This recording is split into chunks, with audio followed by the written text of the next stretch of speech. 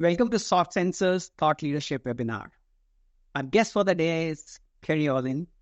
Real honor and privilege to welcome Kerry, who's currently on the board and in advisory roles for multiple organizations. Personally, I've had the good fortune of serving with Kerry for close to 6 years while at Microsoft. And for a total period of about 15 years, Kerry has been part of Microsoft HR executive leadership team with extremely rich 40 years of experience at P&G and Microsoft.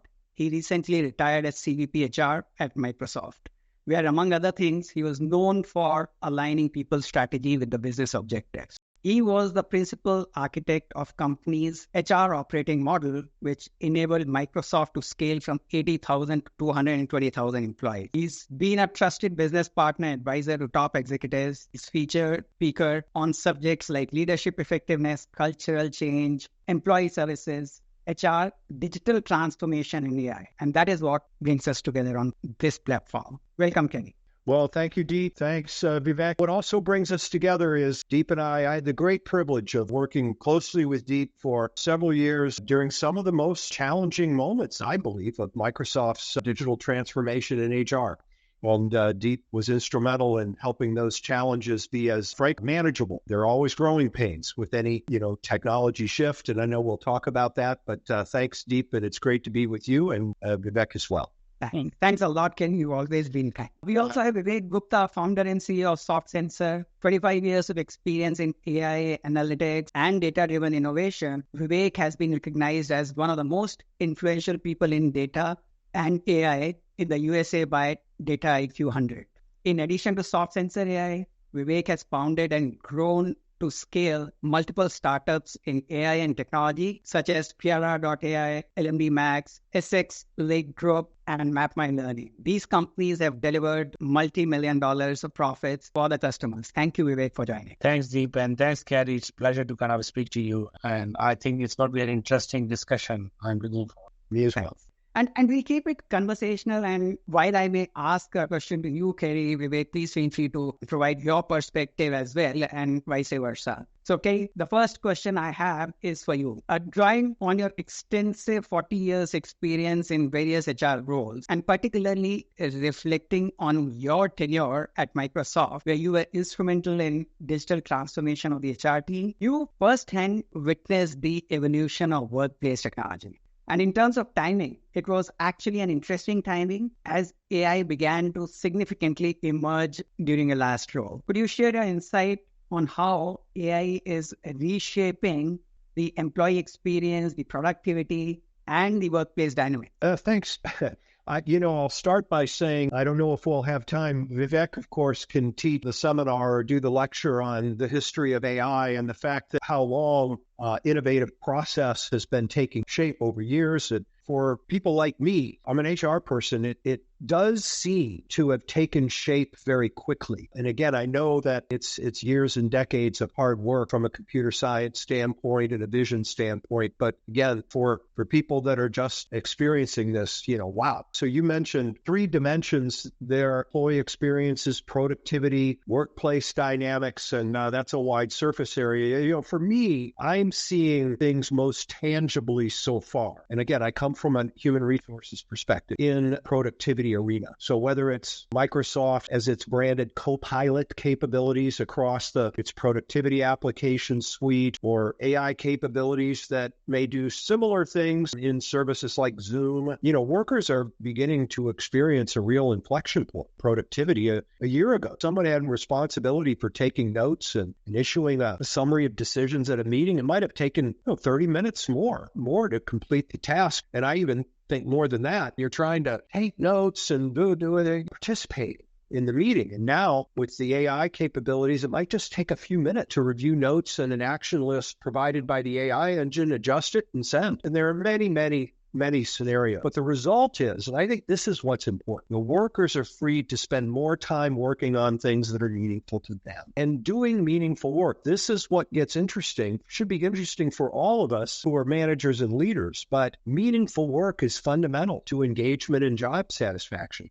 So the more we can get these assistive capabilities that will enable people to spend more time doing what's meaningful to them and their organizations, I think it will be big for sure. It's employee experience scenarios, I don't want to ramble on here, but yes, already we see technology assisting managers and leaders with analyses and action plans related to, say, sentiment surveys. But for some people scenarios, which is, of course, the domain I have more experience with. Let's take, for example, assisting in the evaluation of job applicants. Okay, we'll talk maybe more about that. I don't know.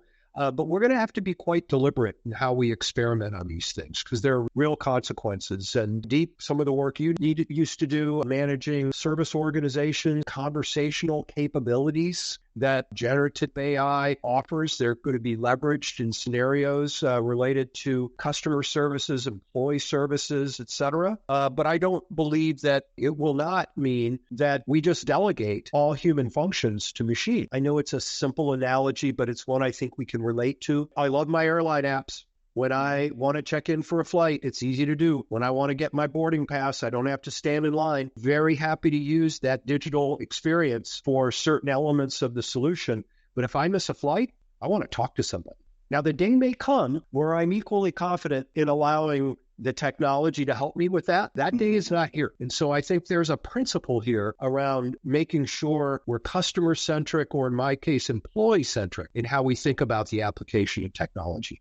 Thanks, Kerry. This was really helpful because you brought out two major points. One is how AI is helping us reduce the time on mundane tasks and letting the employees focus more on the meaningful work, which actually is really, really important in the way employees look at what they do in their daily work. And the second part is the different scenarios as far as the employee or the customer experience is concerned in different scenarios where the way that technology today is and how impacts different scenarios where in some cases we think that we still need some kind of a human touch, be it some job applicant evaluation or some scenario where the customer or the employee really needs to talk to a human. That's a very powerful example which you've given. So thanks, Kerry, for that. Vivek, you being a practitioner, so how do you see organizations absorbing these AI applications?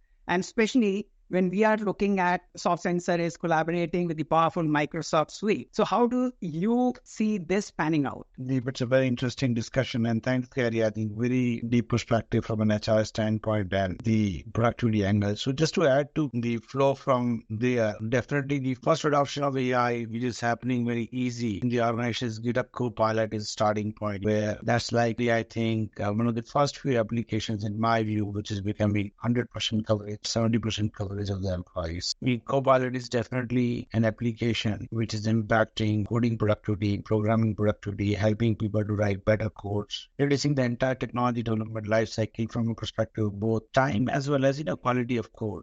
I definitely see we have a lot of code to refactor. If you just look at when COVID came, New Jersey Employment Exchange website, Employment House website went down because it was written in some archaic languages, and a lot of those things are still to be rebuilt, refactored. So I believe that this area where we are bringing GitHub Copilot and really helping programmers and technology developers to do well is going to have a significant impact overall, state of the applications in the country and everywhere. Having said that, that's an easy, obvious, I would say, tooling. Wherever we are able to make good productivity tools, there is going to be a technology adoption that's going to be very, very easy because you're still having decision making with the human being, but he or she is free to kind of choose and ignore the input that's coming to him or via AI. And that's where I think a very, very easy adoption, sending out the emails, getting the half of the work done via notes, taking, or at least 70% of the work is done via notes, and then human being, adding that final approval as well as checking. So I think that's an easy application. But I think the more complex application is when you start moving, when you say, okay, I'm going to let AI control certain decisions. I want to let AI control certain decisions. So I think that's where when you start moving to what I would call as agentic workflows or things where you want to leave certain decisions to AI, then you